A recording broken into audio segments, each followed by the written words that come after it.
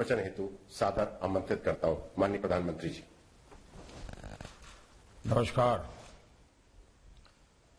मंत्रिमंडल के मेरे सहयोगी, राज्य सरकारों के प्रतिनिधि,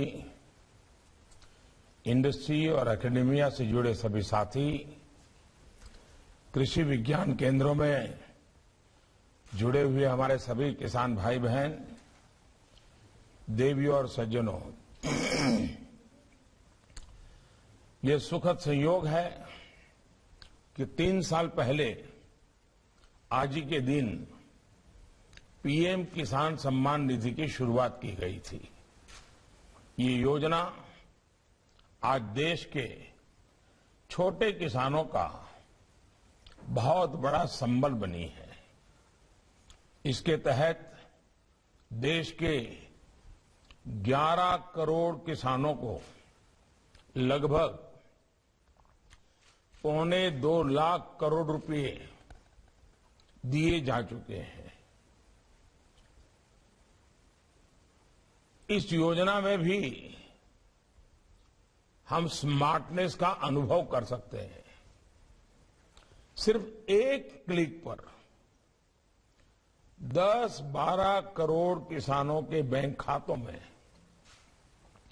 सीधे पैसे ट्रांसफर होना, ये अपने आप में किसी भी भारतीय को, किसी भी हिंदुस्तानी को गर्व करने वाली बात है।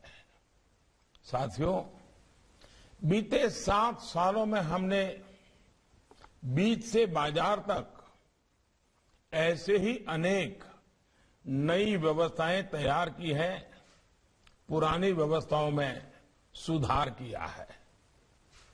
सिर्फ 6 सालों में कृषि बजट कई गुना बढ़ा है।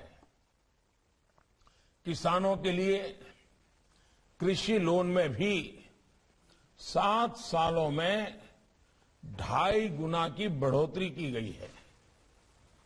कोरोना के मुश्किल काल में भी स्पेशल ड्राइव चलाकर हमने 3 करोड़ छोटे किसानों को केसीसी की सुविधा से जोड़ा है।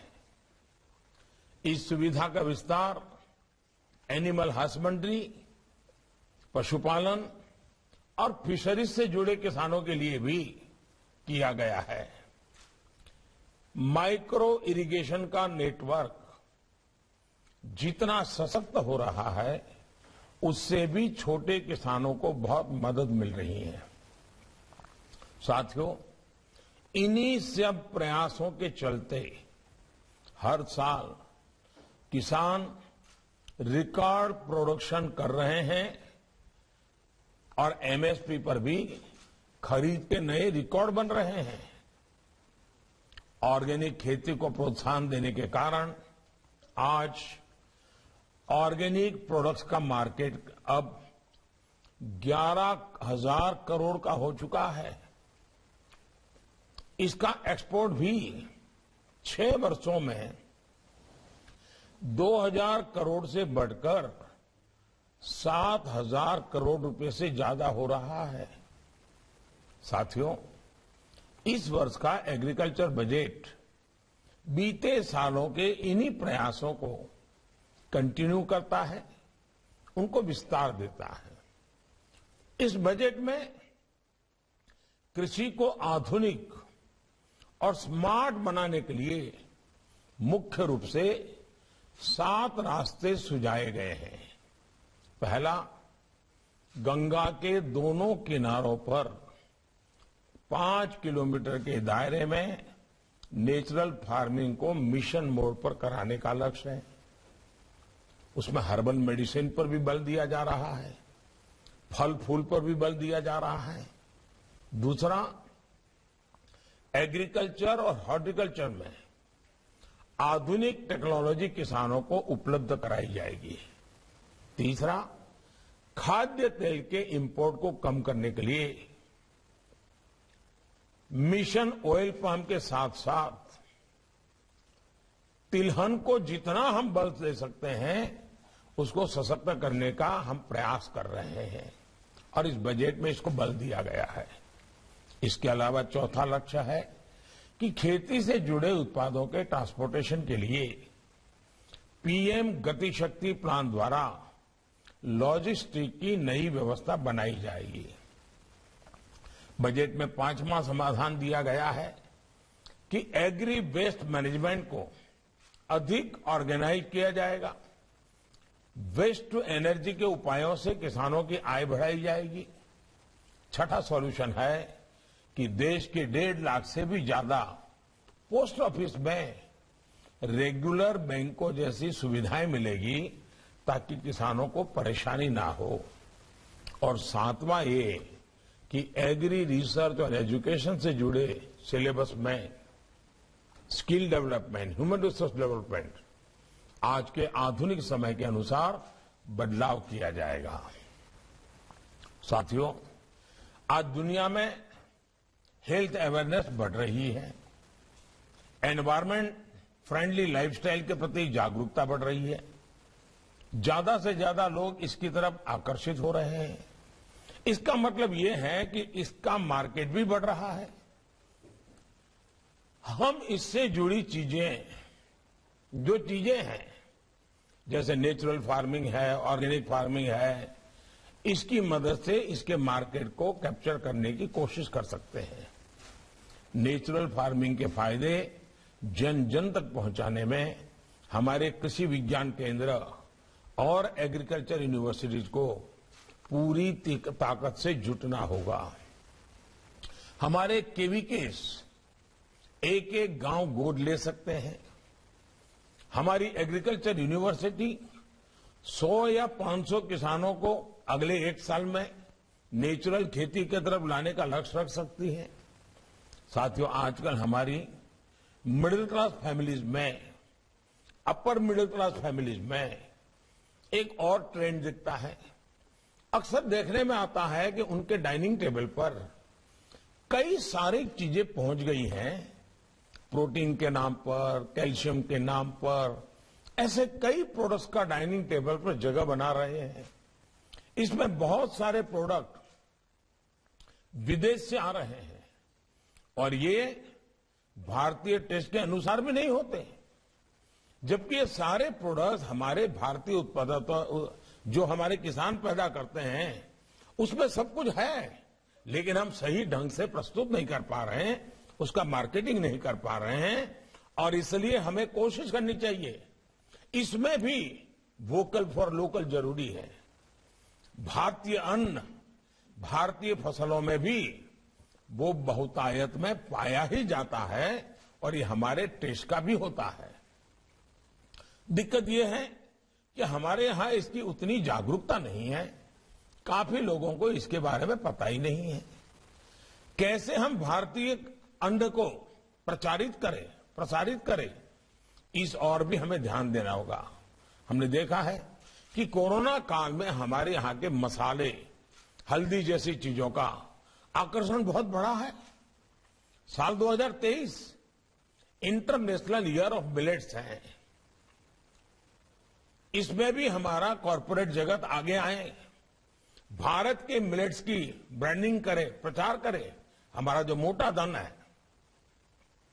और हमारे दूसरे देशों में जो बड़े मिशंस हैं वो भी अपने देशों में बड़े बड़े सेमिनार करें, वहां के लोगों को, जो इंपोर्टर्स हैं वहां, उनको समझाएं कि भारत के जो मिलेट्स हैं, जो भारत का धान है, वो कितने प्रकार से उत्तम है, उसके टेस्ट की दृष्टि से कितना महत्वपूर्ण है।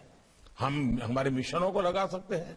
हम सेमिनार, वेबिनार इंपोर्टर एक्सपोर्टर के बीच हमारे मिलेट्स के संबंध में कर सकते हैं। भारत के मिलेट्स की न्यूट्रिशन वैल्यू कितनी ज्यादा है, इस पर हम बल दे सकते हैं। साथियों, आपने देखा है कि हमारी सरकार का बहुत ज्यादा जोर सॉइल हेल्थ कार्ड पर रहा है। देश के करोड़ों किसानों को सरकार ने सॉइल हेल्थ कार्ड दिए हैं।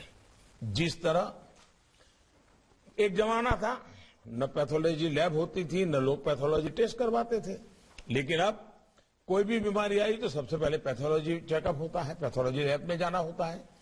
क्या हमारे स्टार्टअप्स, क्या हमारे प्राइवेट इन्वेस्टर्स स्थान स्थान पर प्राइवेट पैथोलॉजी जैसे लैब होती हैं, वैसे ही हमारी धरती माता, हमारी जमीन, उसके सैंपल को भी पैथोलॉजिकल टेस्ट कर करके किसानों को गाइड कर सकते हैं।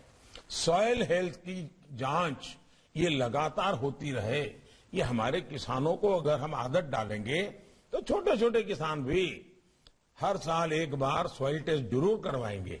और इसके लिए पैथोलॉजी, इस प्रकार की सॉइल टेस्टिंग की लैब का एक पूरा नेटवर्क खड़ा हो सकता है, नए इक्विपमेंट बन सकते हैं। मैं समझता हूं एक बहुत बड़ा क्षेत्र है, स्टार्टअप को आगे आना चाहिए।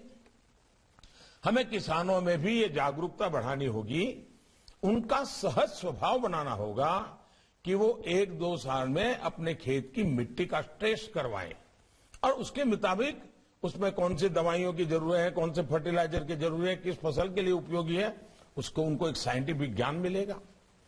आपकी जानकारी में है कि हमारे युवा वैज्ञानिकों ने नैनो फर्टिलाइजर डेवलप किया है। ये एक गेम चेंजर बनने वाला है। इसमें भी काम करने के लिए हमारे कॉरपोरेट वर्ल्ड के पास बहुत संभावनाएं हैं। साथियों, माइक्रो इरिगेशन भी इनपुट कॉस्ट कम करने का और ज्यादा प्रोडक्शन का बहुत बड़ा माध्यम है और एक प्रकार से एनवायरमेंट की भी सेवा है। पानी बचाना ये भी आज मानव जात के लिए बहुत बड़ा काम है। पर ड्रॉप मोर क्रॉप पर सरकार का बहुत जोर है और ये समय की मांग भी है। इसमें भी व्यापार जगत के लिए बहुत संभावनाएं हैं कि इस क्षेत्र में आप आइए। अब जैसे केन बेतवा लिंक परियोजना से बुंदेलखंड में क्या परिवर्तन आएंगे, ये आप सब भली भांति जानते हैं। जब कृषि सिंचाई योजनाएं देश में दशकों से अटकी हुई हैं, उन्हें भी तेजी से पूरा किया जाना चाहिए। साथियों, आने वाले 3-4 सालों में हमने एडिबल ऑयल प्रोडक्शन को अभी के लगभग 50% तक बढ़ाने का जो लक्ष्य रखा है, उसको हमें समय पर हासिल करना है। National mission on edible oil के तहत ऑयल पाम की खेती में विस्तार में बहुत पोटेंशियल है और भी तिलहन के क्षेत्र में हमें बहुत बड़ी मात्रा में आगे बढ़ने की आवश्यकता है। क्रॉप पैटर्न के लिए, क्रॉप डाइवर्सिफिकेशन के लिए बढ़ावा देने के लिए भी हमारे एग्री इन्वेस्टर्स को भी आगे आना चाहिए। जैसे भारत में किस तरह की मशीनें चाहिए, इस बारे में इंपोर्टर्स को पता होता है। वो जानते हैं कि किस तरह की चीजें चलेगी। इसी तरह से हमारे यहां फसलों की जानकारी होनी चाहिए। जैसे अभी तिलहन और दलहन का ही उदाहरण लें, देश में इसकी बहुत ज्यादा डिमांड है। ऐसे में हमारे कॉरपोरेट वर्ल्ड को इसमें आगे आना चाहिए। ये आपके लिए एक एश्योर्ड मार्केट है, विदेश से लाने की क्या जरूरत है। आप किसानों से पहले से कह सकते हैं कि हम इतना फसल आपसे लेंगे, अब तो इंश्योरेंस की व्यवस्था है, तो इंश्योरेंस के कारण सुरक्षा तो मिल ही रही है। भारत की फूड रिक्वायरमेंट की स्टडी हो और जिन चीजों की आवश्यकता है उसे भारत में ही प्रोड्यूस करने की दिशा में हम सबको मिलकर के काम करना चाहिए। साथियों, आर्टिफिशियल इंटेलिजेंस 21वीं सदी में खेती और खेती से जुड़े ट्रेड को बिल्कुल बदलने वाली है। किसान ड्रोन्स का देश की खेती में अधिक से अधिक उपयोग इसी बदलाव का हिस्सा है। ड्रोन टेक्नोलॉजी एक स्केल पर तभी उपलब्ध हो पाएगी जब हम एग्री स्टार्टअप्स को प्रमोट करेंगे। पिछले 3-4 वर्षों में देश में 700 से ज्यादा एग्री स्टार्टअप्स तैयार हुए हैं। साथियों, पोस्ट हार्वेस्ट मैनेजमेंट पर बीते 7 सालों में काफी काम हुआ है। केंद्र सरकार का निरंतर प्रयास रहा है कि प्रोसेस फूड का दायरा बढ़े, हमारी क्वालिटी इंटरनेशनल स्टैंडर्ड की हो। इसके लिए किसान संपदा योजना के साथ ही पीएलआई स्कीम महत्वपूर्ण है। इसमें वैल्यू चेन की भी बहुत बड़ी भूमिका है।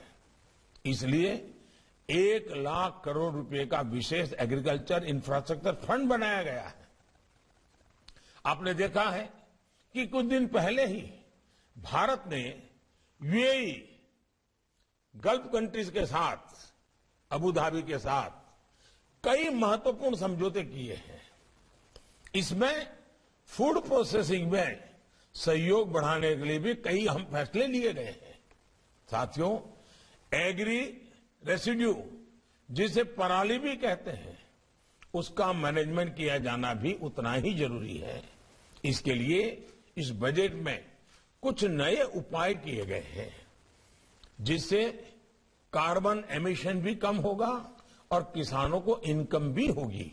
और ये हम सबको, जो वैज्ञानिक या टेक्नोलॉजी के दिमाग के लोग हैं, कृषि जगत का एक भी वेस्ट बर्बाद नहीं होना चाहिए। हर वेस्ट का वेल्थ में कन्वर्जन होना चाहिए। हमें बारीकी से सोचना चाहिए, इसके लिए नई नई चीजें लानी चाहिए। पराली के मैनेजमेंट के लेकर के हम जो भी समाधान कर रहे हैं, वो किसानों के, उनके लिए भी उसको स्वीकार करना बड़ा आसान हो जाएगा। इस पर बातचीत होनी चाहिए। पोस्ट हार्वेस्टिंग वेस्ट हमारे यहां किसानों के लिए बड़ी चुनौती है। अब उसको वेस्ट को वेल्थ में कन्वर्ट कर देंगे तो किसान भी सक्रिय रूप से हमारा साथी बनकर के भागीदार बन जाएगा। ऐसे में लॉजिस्टिक्स और स्टोरेज की व्यवस्था को बढ़ावा, उसे विस्तार देते रहना बहुत जरूरी है। सरकार इसमें काफी कुछ कर रही है, लेकिन हमारा जो प्राइवेट सेक्टर है, उसे भी इस क्षेत्र में अपना योगदान बढ़ाना होगा। और मैं बैंकिंग सेक्टर को भी कहूंगा, बैंकिंग सेक्टर भी हमारे प्रायोरिटी लैंडिंग में इन सारी चीजों को कैसे बल दें, टारगेट कैसे तय करें, उसका मॉनिटरिंग कैसे करें। अगर हम बैंकों के द्वारा इस क्षेत्र में अगर धन मुहैया कराएंगे तो हमारे प्राइवेट सेक्टर के छोटे छोटे लोग भी बहुत बड़ी मात्रा में इस क्षेत्र में आएंगे। मैं एग्रीकल्चर क्षेत्र में मौजूदा प्राइवेट प्लेयर से कहना कि इससे भी वो अपनी प्राथमिकता से रखें।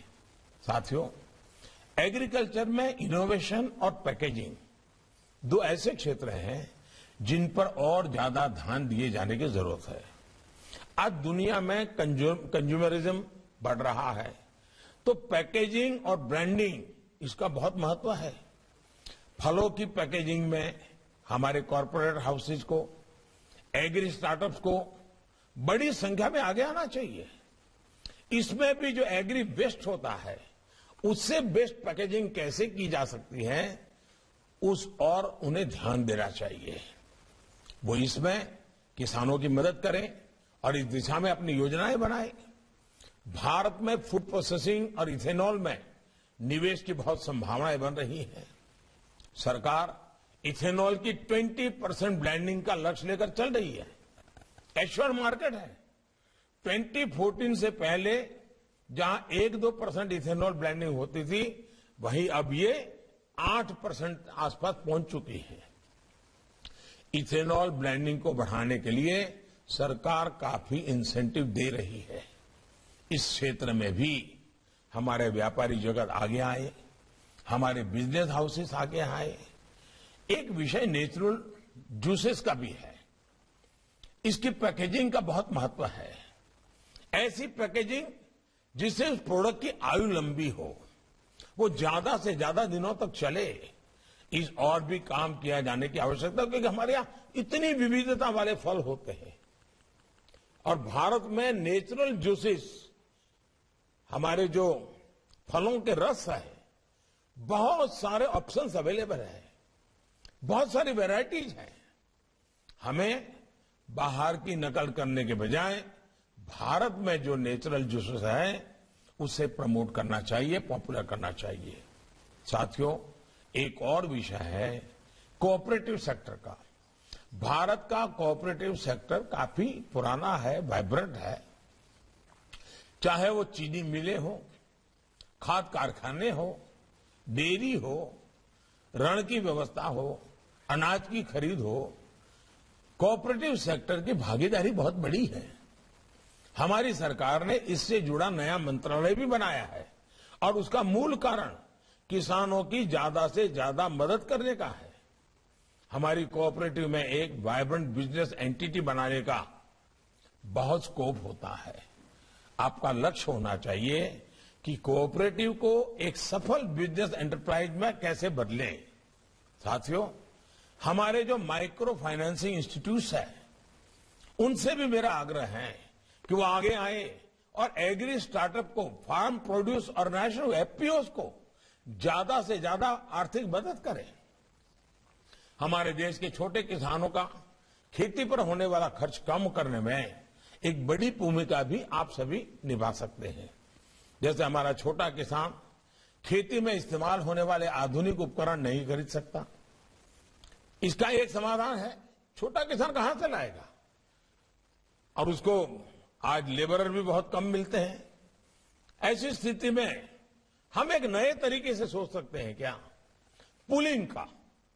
हमारे कॉरपोरेट जगत को ऐसी व्यवस्थाएं बनाने के लिए आगे आना चाहिए जिसमें खेती से जुड़े उपकरणों को किराए पर देने की सुविधा हो।